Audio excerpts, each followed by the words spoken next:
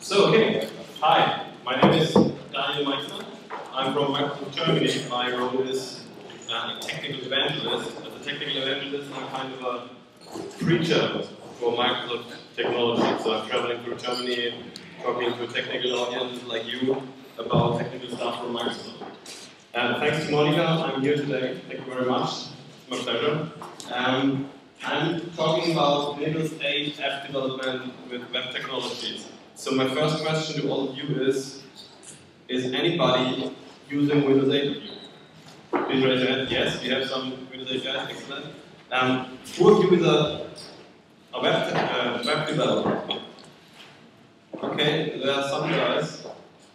Great. So we are today checking what changed with the release of Windows 8, what's new regarding the programming model of Windows 8. We take a look at how we can use web technologies like HTML5, CSS, and JavaScript to write apps for Windows 8. And I'll demonstrate you the tools. You probably all know that on the Microsoft platform, if you write code, you mostly use Visual Studio. So we'll take a look at Visual Studio and I'll show you small demos about how you can use it for writing Windows 8 applications. Okay, so with the release of Windows 8, some very basic technologies have changed in the Windows operation system. We introduced, of course, the new touch surface, the capability of the operation system to react on user input done by fingers. We optimized that, but from a developer perspective, we introduced a new platform that's called Windows Runtime. Windows Runtime is a set of APIs that we can access from several languages to write Windows 8 apps. Windows 8 apps are also new on the Windows platform. We never had apps before. We always talked about desktop applications, but we never talked about apps. Apps like apps for the iPhone, apps for the Windows Phone or Android. Now we have a concept of apps, and we can really write apps for Windows 8. These apps are deployed using a Windows Store, just like you have the App Store for Apple or you have the Windows Phone Marketplace. We now have a store where you can, as a developer, put your software and the consumer can install the software directly from the store. And with the new concept of apps, we also have a new app execution environment. This means that the apps for Windows 8 are running in another security context. There are new runtime restrictions for these apps in contrast to the applications that we used to know. So let's take a deeper look at that. From a developer perspective, of course, we have the Windows core somewhere down there in the operation system. And up to now, up to the operation system version 7, Windows 7, we only could write desktop applications. And of course, we still can write desktop applications. And all the desktop applications that are running on Windows 7 continue to run on Windows 8, and we still can write desktop applications.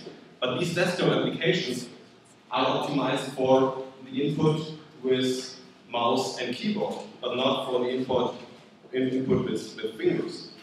So, in the past, when we wrote desktop applications, we mostly used probably C# or Visual Basic on the Windows platform. Maybe some of you guys also wrote applications in C++, addressing not the .NET framework, but the Win32.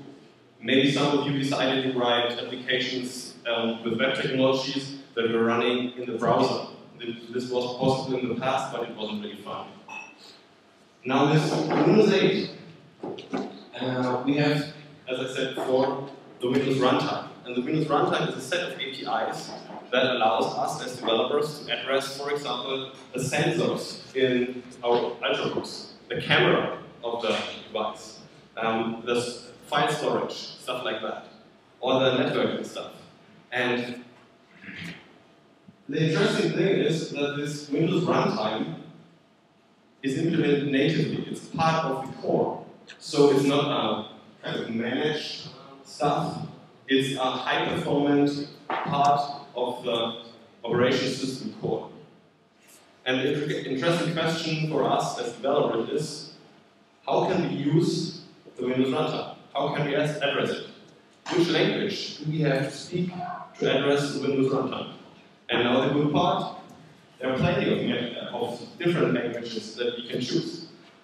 If you already have implemented software for the Windows platform, then we probably chose C++, or we chose .NET languages like C# or Visual Basic. We can continue to use these languages, and we can access the Windows runtime using these languages. The interesting thing is that we write our surface logic or UI logic or UI layer in XAML. So we have the example that is used to you if you're .NET developer can also be used now to describe your UI if you're writing C++ applications. But that's not my objective here today. I'm here today to talk about this part here. We can now address native APIs of the operation system, the Windows runtime, using JavaScript. This means we can really write native Windows 8 applications in JavaScript and HTML. And there's no browser controller needed that hosts our applications. We don't need the Internet Explorer as a wrapper around our app. It's really a JavaScript-based application, and I can access direct the APIs of the operation system using JavaScript. And this is really great. This is really the first time ever that Microsoft supported JavaScript developers in that way. So if you are a JavaScript developer or a web developer, probably in the past there wasn't the Windows platform wasn't really of interest for you, I guess. You probably were a web developer. But now you really should take a look. Later take a look too and look at the tools and look how it feels if you access the Windows runtime. So this is relevant if you want to write Windows Store apps. So to sum up, everything that was able in the past is still can still be done on Windows 8, but now we have also the concept of apps, and these apps can be written in C#, C++, or in JavaScript. How is this possible? Well, it's possible by a technique called language protection. The Windows runtime that provides us access to all the operation system stuff consists of several Windows runtime objects. And these Windows runtime objects contain several namespaces, contain several methods and objects. And all these objects are projected into the different languages via a mechanism called language protection. And this language protection mechanism makes it very easy for us as developers to consume the APIs. It makes the APIs feel natural in the languages that we use. So as a C# developer, when I'm developing a Windows 8 app, I'm not even noticing that I'm addressing a Windows runtime object when I'm addressing it, because it feels like managed code. If I'm a web developer and I'm addressing a Windows runtime object and making a native call in the operation system, I don't notice it because it feels absolutely natural to me. So, for example, in C# we work with using statements if we want to access Windows runtime objects. Just as an example. This all works with help of Windows metadata. I don't want to go into detail here, but just for your information, all Windows runtime objects provide Windows metadata that we can use or that is automatically used to project the APIs into the language. Okay, So that means we can use web techniques to write applications for Windows 8. That's great. What's so great about web technology? Well, I think web technology has evolved a lot in the last years with HTML5 and CSS3. Everybody who's tried to write nice web applications like 10 years ago knows that it wasn't always easy, and we're all very happy that HTML5 slowly is arriving on the browsers.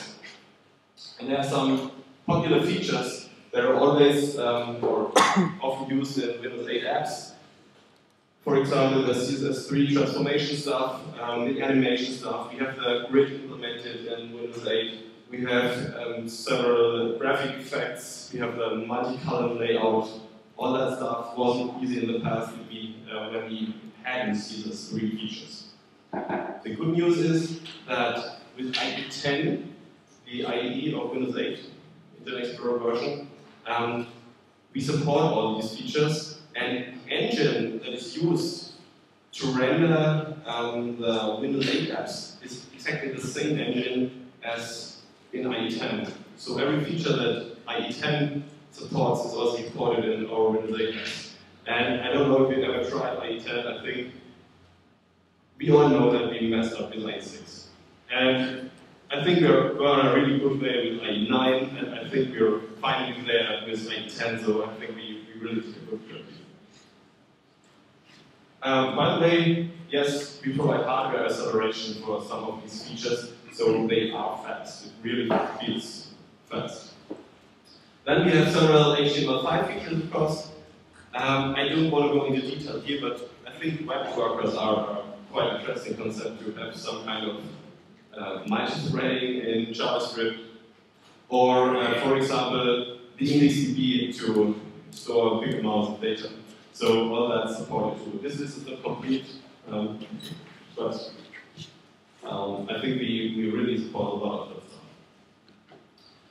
On top of that, we offer a library to provide when you start developing Windows 8 apps. This library is called BeMyApp. So it's a JavaScript library that shall help you as a developer to get a quick start in developing Windows 8 apps. It's automatically delivered whenever you open a Windows 8 apps project based on HTML and JavaScript. And there's some nice stuff in that. For example, you get some helpers for namespaces, you get some mechanisms to provide data binding, you get some nice UI controls, you get some default CSS files with it to make your application the default look like an application built for Windows 8 and not like a regular web site. You don't really have to use this library, it's just an offer from Microsoft, you can use it. It's built in, if you don't want to use it, throw it out. One part that might be important is this concept of promises. Anybody ever heard of promises here? Few people, not too much. In JavaScript, you can use promises if you have long-running tasks that you typically have covered with the callback mechanism in the past. If you want to, for example, if you make a web request and the web request takes 5 seconds to complete, in the past you might have the problem that if you were waiting for the web request to complete in your code, then your UI was stuck and it wasn't a good user experience. And to avoid this, you now can use promises. Promise is nothing more than an object that is returned immediately and that continues to run when the request is fulfilled. So a promise has a ban method that is executed when, for example, the web request delivers a response. This might look like this in the code. You have a method of BeMyApp that's called HR. HR is nothing more than another HTTP request. So you call it to this web page, and whenever this call returns, which might take some time depending on the amount of data that is transferred, then this code block is executed. So you don't have to manually code some callback mechanisms here. It's just easier when it comes to coding. The important part about that is that it's not an idea of Microsoft. It's some kind of standard mechanism which is also implemented in, for example, Shakespeare. So if you're using other libraries, you probably also don't know the concept of promises. But it's one of the concepts that is highly recommended by Microsoft, and you should get familiar with it if you want to implement the middle platform. Okay, so I think I have a little time left. That's great. So we can go into our tools, and I think we really should look at the tools because I think we did some good job here. And I'll show you Visual Studio. I'll show you what our templates look like. We will look into the code, and we'll find out whether it's really only JavaScript, HTML, CSS, or whether there's some magic built in.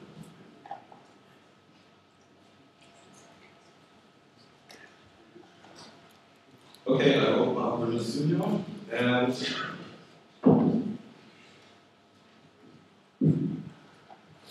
I open a new project. And as you can see here on the left, we support several languages. C# over here, we could start a C# Windows Store app, but we will focus on JavaScript today.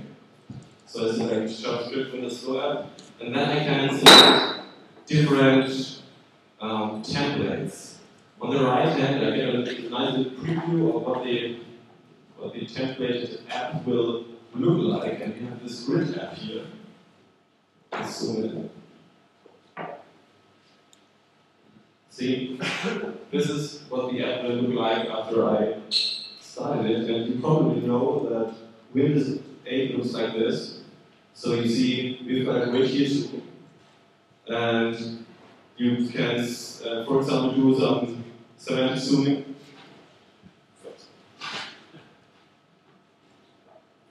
Zoom in and zoom out.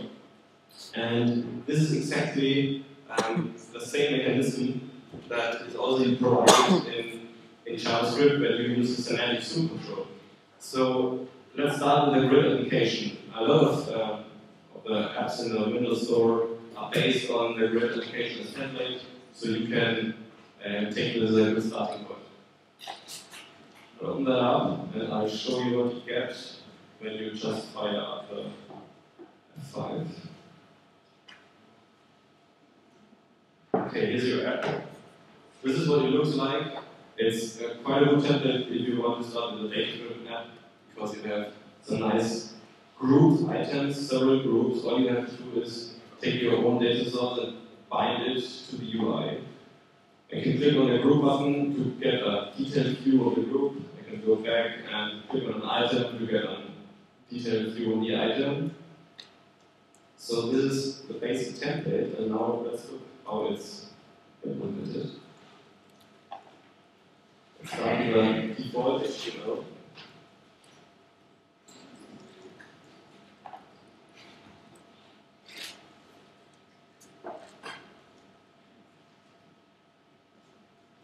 If you take a look here, you will probably find out that this is really standard HTML stuff. There's nothing special about it. The only special thing about it is this data-win control here, this container. This is a control that's provided by the Win.js. And all the other stuff is quite normal HTML. This is normal HTML. It's just a kind of special attribute here. Data-win control attribute. So nothing special here. But these three lines are quite interesting because with these three lines, the Win.js is referenced. So this is the part where the Win.js is bound to the project, and of course you can check what the Win.js looks like in code. So just go here, up here in the Solution Explorer. and we can take a look at the Windows library for JavaScript. And for example, we see our UI dark CSS file, and you can of course check what the code looks like in here. So Microsoft shows you exactly what the library looks like. So you can have a look there and check out and find out what size attributes have been set here. But the same also works for the JavaScript code picture. So you have the implementation of the base JS and the UI.js. UI.js is where, for example, all the custom UI controls from Win.js are implemented. And this really can be quite interesting. If you're planning to implement your own custom UI controls and you want to know how Microsoft does it, just have to take a look at the code. You can put a breakpoint here, and if you execute it, it will run into that breakpoint, so you can debug this library, of course. It's unfortunately quite long, so you should spend some time. I think it's 30,000 lines. But if you're planning to run your own custom controls, I think it's a good source of inspiration. Okay, so we saw the JS library. Now I would like to show you how to access Windows runtime. Because right now we're really only seeing JavaScript, standard JavaScript, standard CSS, standard HTML. So let's go into the native cores. And let's say you want to write an app that's accessing the camera. Then you could do it by a call to the Windows runtime. And to find out which call you have to make, you probably use the object browser. The object browser allows you to explore which namespaces and classes and so on exist in the Windows runtime. Simply set this drop-down button here to Windows. Here, Windows. Here we go. And then, as I want to access a camera, I simply type camera here. I'm searching for it. You get some results here. And we see the namespace Windows Media Capture with a class called Camera Capture UI, and it provides a method called Capture File Async, and this really looks promising. So all I have to do is write the summary of that method, and I see it creates an operation object for displaying the item that captures a photo or video. Sounds good to me if I want to take a picture. So I will remember Windows Media Capture, Camera Capture UI, go back into default.js, and start typing here. Let's say here. Okay, one finger typing. New camera object. And you see now, we get IntelliSense support, Windows.media. So the IDE really helps us to access the Windows runtime, media capture, camera capture UI.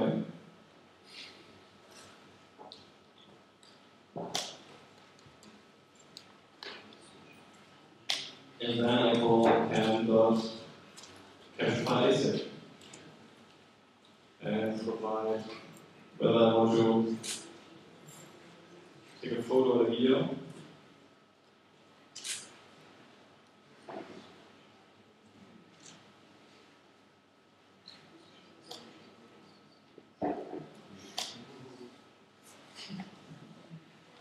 And as we are living in an app context with a new security model, we have to explicitly allow to access the camera. So we do this in our capabilities here. I set the flag access to webcam is allowed. And now if I start the application, I get a request, hi, dear user, the app wants to access the camera, allow this please, here I do. And I can take a picture of myself. Yeah, it's working. So, of course, it's not a very exciting demo, but what I wanted to show is that it really only takes 2 lines from JavaScript, make it a little bit bigger, to access the camera. in a native call with the operation system. And all we have to do is access a certain object of a certain namespace, and the namespace starts with Windows, therefore we know it's a Windows runtime. And then it all feeds naturally to us as JavaScript developers. So this is really quite cool. And if it comes to designing applications, we also provide a very nice tool. This tool is called Blend. When Visual Studio is a tool optimized for developers, Blend is a tool optimized for designers. In JavaScript or for web application, you really can do this sharp line between business logic and UI design by separating JavaScript and CSS. So if you have a designer who wants to design your application, just open the application Blend. And then this application opens. We're working on exactly the same project file here. On the left, it's exactly the same files as in Visual Studio. And this surface and UI is optimized for designing the application. So for example, you can simply click into your design here into UI and select, for example, the group title. And let's say I want this group title to be green. And I say, okay, let's add a new style rule here for this group title. And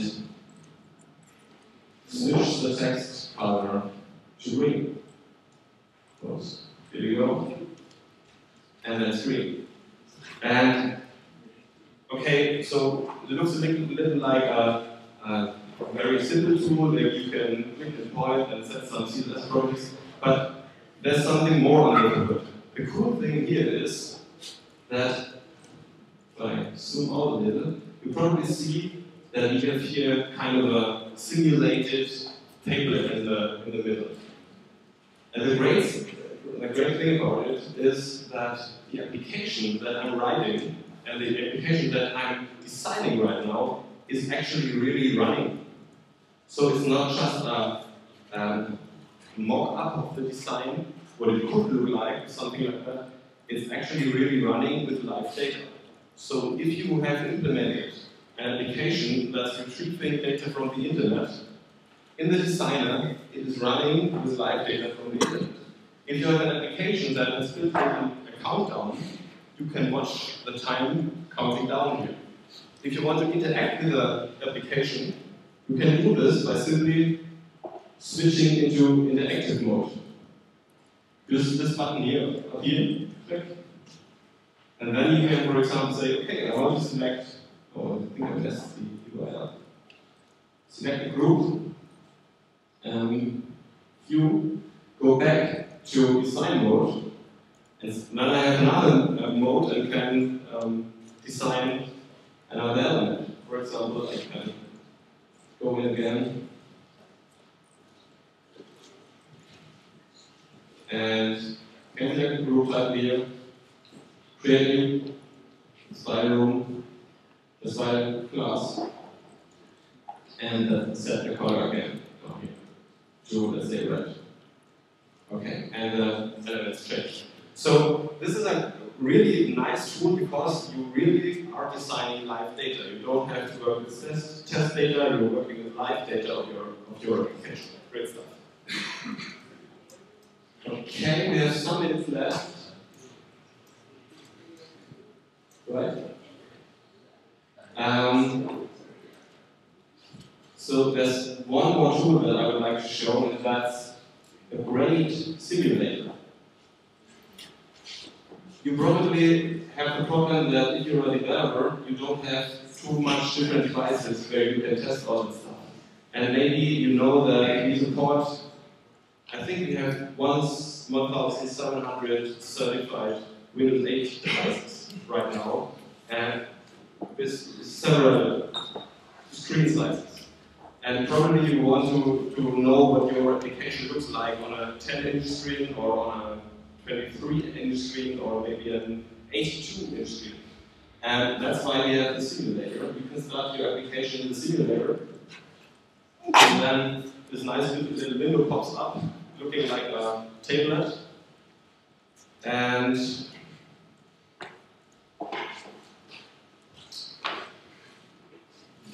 takes a little. Yes, here we go. And you can now switch the different monitor sizes if you want to. So from 10.6 inch to, let's say, 23 or 27 inch. Let's take the 27 inch. So, and you see what your application would look like on a 27 inch screen. Actually, it should look a little different, yes. That's what it should look like. So, as you can see, the UI adapts to the different screen sizes quite clever, so that all the room on the screen is reused. The nice thing about the simulator is that it's actually not just a runtime environment for apps that's simulated, but it's really a complete Windows 8 machine. So, if you press on the Start button down here, you get into the Start menu. And this Start menu should look quite familiar to you. If you go back, or if I go back to my own Start menu here, you probably see that this is exactly the same. The reason is that this simulator is realized using a remote desktop connection to my own PC. So I have my complete environment of my real PC in the simulator. This, of course, also means that I also have the desktop in my simulator. And when I have the desktop in my simulator, I also start Visual Studio in my simulator and start implementing applications in the simulator, which probably isn't a good idea. Okay. So, having said this, there's one more thing. If you are a web developer, you probably have already written several JavaScript libraries or have used several JavaScript libraries. Maybe you're used to jQuery, maybe you've written your own. No matter what, as long as you're using standard web technologies, chances are very good that you can reuse 100% of your code from the web in a Windows Store app. So just go ahead, start mixing it in, and it probably will work. And bottom line of my session today is, if you already have the skills to implement websites, you know about certain web technologies, you probably know all the stuff you need to get started implementing Windows Store apps. All you have to learn is the new API if you want to, for example, access the camera, or if, some style guidance that you should follow. But the base technique is already yours. If you are interested in building applications, please visit mc-online/BeMyApp. You will find all information you need there. If you have a company, a startup, and are interested in getting free software from Microsoft, just go and check out bismarck.com. We support startups with free software. This is a really great offer, because I think you really get every software Microsoft ever wrote for free, as long as you're under the definition of startup. Okay, that's it. If you have any questions, please speak out now or ping me later. You can ping me using some of these social networks, or visit my blog, developers.net. Or just ask right now. Thanks a lot for your attention.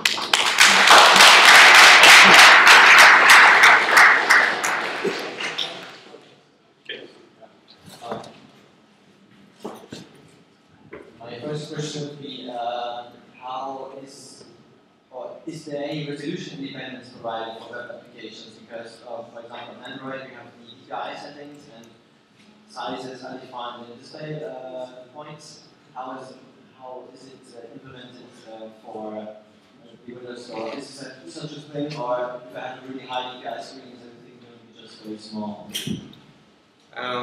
Most of the provided UI controls are quite clever, so just as a grid controls, they will simply use the screen space that's available.